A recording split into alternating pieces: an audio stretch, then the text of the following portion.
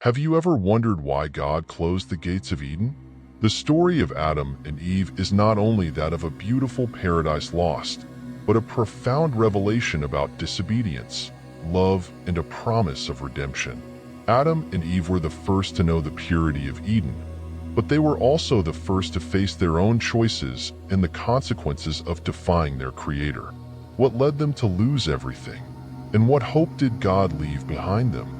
Stay and subscribe to our channel to discover the truth behind the expulsion from paradise and the message, which still resonates to this day in our lives. From the beginning, God, the Creator of all, looked over the empty vastness and spoke life into the universe. With His word, He ordained the darkness, the heavens, the waters, and the earth, and with precision and power filled every corner of this creation. The heavens were adorned with sun, moon, and stars, while the earth flourished with trees, plants, and flowing rivers. But it was not enough. Something in the heart of the Creator urged Him to go further, to create someone in His image, someone who could care for and enjoy this paradise. And so God formed man.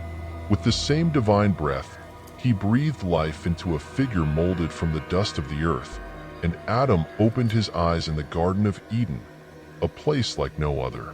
It was a paradise filled with luxuriant trees, fruits in abundance, and rivers of pure waters. Every animal walked free, every plant grew without thorns. And at the center of it all were two unique trees, the tree of life and the tree of the knowledge of good and evil. God spoke clearly to Adam and gave him a purpose, to tend and cultivate that garden that would now be his home. He also gave him a warning. Of every tree of the garden you may freely eat, but of the tree of the knowledge of good and evil you shall not eat, for in the day that you eat of it you shall surely die.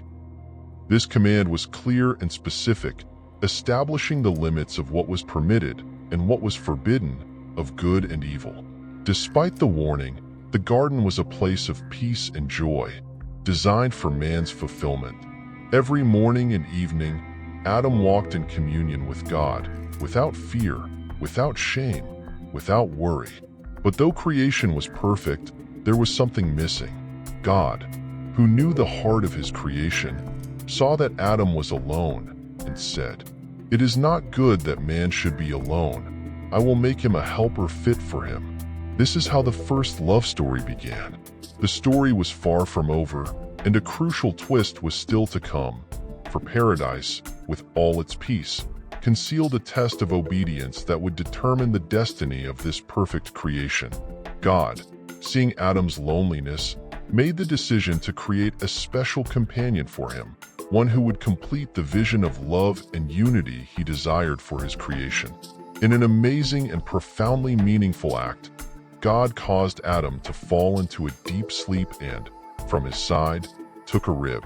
From that fragment of his being, He fashioned Eve. She was not created from dust, but directly from Adam, symbolizing that she would be, in essence, a part of him, and together they would form an inseparable bond.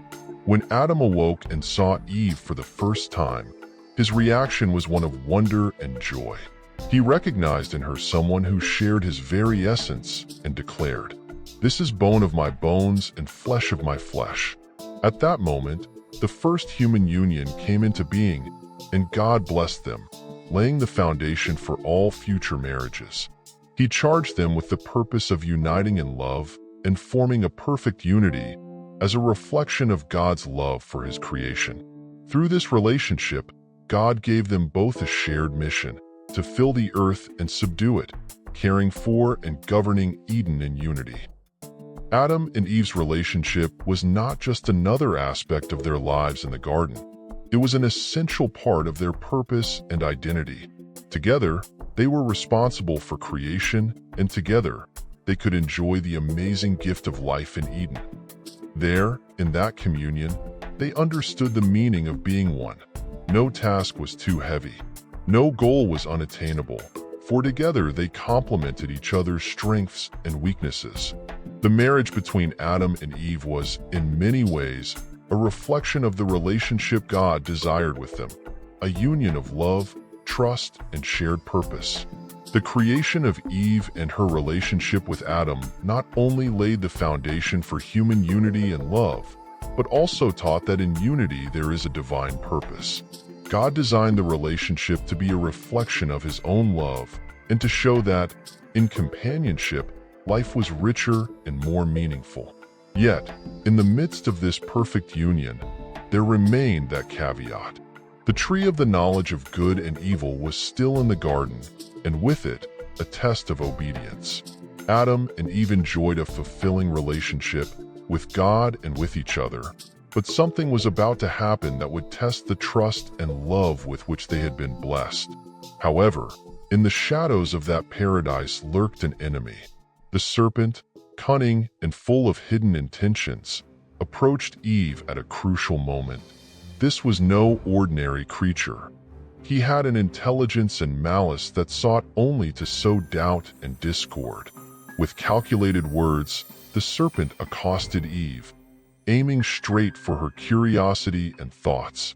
"So God told you not to eat from any tree in the garden?" he asked, cunningly twisting God's command. Eve, unaware of the deception, replied, "We may eat of the fruit of the trees, but of the fruit of the tree which is in the midst of the garden, God said, you shall not eat of it, nor come near it, lest you die." Then the serpent launched his attack. "It is not true, they will not die." God knows very well that when they eat of that tree, their eyes will be opened and they will become like God, knowing good and evil. This lie, subtle and seductive, hinted that God was withholding something valuable from them. The serpent touched Eve's deep desire to reach for something more, to know what was forbidden. It was at that instant that doubt took root in her heart. Could it be possible that God was limiting them? What if the fruit really did grant her that hidden wisdom? Eve looked at the tree again, but this time with different eyes. The forbidden fruit, which had seemed untouchable before, now seemed pleasant, desirable to attain that promised knowledge. At that moment, curiosity overcame obedience, and she reached out her hand toward the fruit, plucking it from the tree. He brought it to his mouth and ate it, undoing the only command God had given. Not only that, soon after, he also shared the fruit with Adam, who, without question, also ate. Both, united in the first act of disobedience, turned away from God's way. In that instant, something in them changed. They felt a vulnerability and shame they had never experienced before. The knowledge of good and evil, that which they so longed for, did not bring the greatness the serpent promised, but a harsh reality. Adam and Eve, for the first time, felt the weight of separation from God, an emptiness that had not previously existed in their hearts. That first, seemingly innocent bite had unleashed sin on the world. And so, in an act of betrayal and disobedience, the perfect paradise began to crack. What God had warned them was now clear. Sin and separation from God brought with it consequences that they themselves would have to face. But the story did not end here. Something else was to come. Something that would bring redemption and teaching for all future generations. With the forbidden fruit still fresh in their memory, Adam and Eve felt something they had never known: shame. For the first time, they saw themselves and felt the nakedness of their bodies as an uncomfortable and vulnerable exposure. They rushed to cover themselves with fig leaves, trying to hide that which, before sin, had never been a burden. But the most profound change was not in their outward appearance.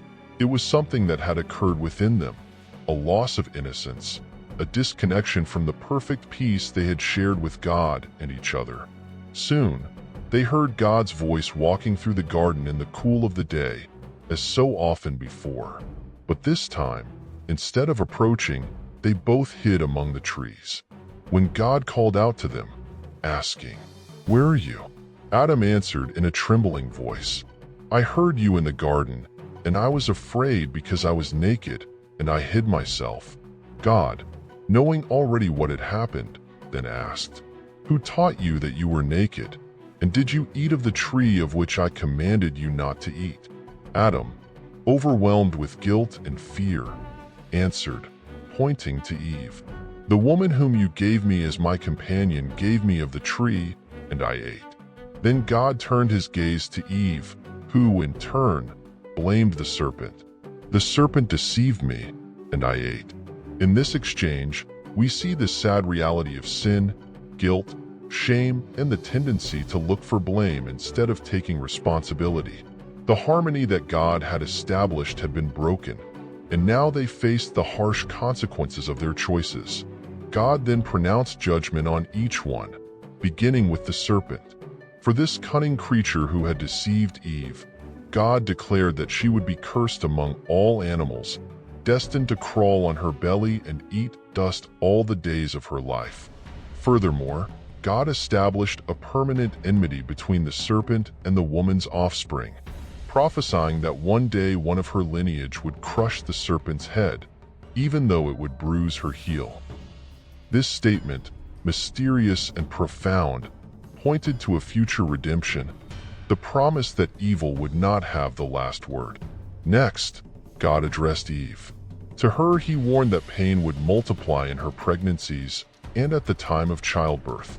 Also, he stated that she would have a desire for her husband, but that he would have dominion over her, a reality that would transform the relationship they had enjoyed in Eden. Sin brought with it a burden on the heart and a distancing in their bond, consequences of the decision to defy the divine command. Finally, Adam's turn came. To him, God declared that the very earth itself, once fertile and abundant, would now be cursed because of him. "In sorrow you shall eat of it all the days of your life." God told him, plants would no longer grow without effort, the earth would now produce thorns and thistles, and Adam would have to toil in order to eat from it. His livelihood would depend on his sweat and toil, always reminding him of the burden of sin. In the end, God reminded him that, since he had been formed from dust, to dust he would return, thus marking the entrance of death into the human experience. This judgment was not only a punishment, but a living teaching of the profound consequences of sin. Adam and Eve realized that their disobedience had broken their relationship with God, with creation, and with each other. The first couple, created for eternal life in communion with their Creator, now faced separation and death. As God watched them, he knew that the story could not end in their downfall. Even in the midst of judgment, there remained a hope for humanity, a promise of redemption that would change the course of history.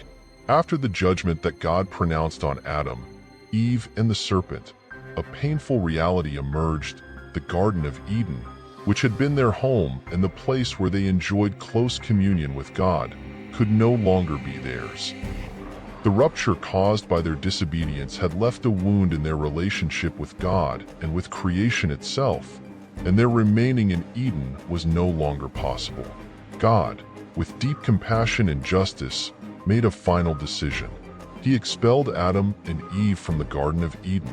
It was not an act of simple punishment, but an act of protection for themselves, for in the center of Eden grew another tree, the tree of life. If Adam and Eve ate from that tree in their sinful state, they would live forever in that separation from God, in that life broken by disobedience. Thus, God removed them from that tree to avoid an eternity of suffering and spiritual loneliness.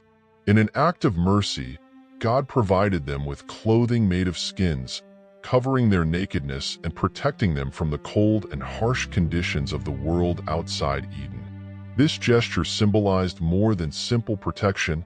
It was a token of God's love, even in the midst of the consequences of sin. Covering her nakedness also represented the beginning of a redemption to come in the future, a promise that one day sin and death would be conquered. At the entrance to Eden, God placed cherubim and a flaming sword that swung in all directions, guarding the way to the tree of life. It was a visible reminder of God's holiness and that access to eternal life could not be taken lightly, but would require an act of redemption. However, judgment was not the final word. God had left a promise in his message to the serpent that the offspring of the woman would one day crush his head. This mysterious announcement was not only a punishment for the serpent, but a promise of hope for mankind. A descendant would come, one who would overcome evil and restore the relationship with God that sin had broken.